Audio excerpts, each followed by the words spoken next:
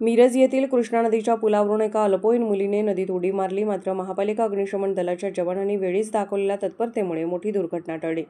गणेश मूर्ती विसर्जनासाठी अग्निशमन दलाचे जवान बोटीसह कृष्णा घाटावर तैनात होते।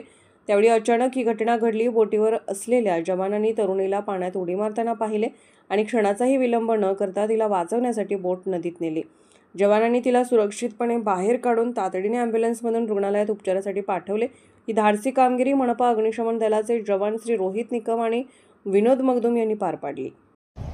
माननीय आयुक्त साहेब यांच्या आदेशाने तसेच अग्निशमन अधिकारी यांच्या आदेशाने कृष्णाघाट मिरज येथे 1.5 दिवसाच्या गणपती विसर्जन कामी यांत्रिक बोटीसह सज्ज असता नदीपात्रामध्ये एका मुलीने उडी मारून आत्महत्या करण्याचा प्रयत्न केला असता यांत्रिक बोटीच्या साहाय्याने त्या मुलीला सुखरूप बाहेर काढले।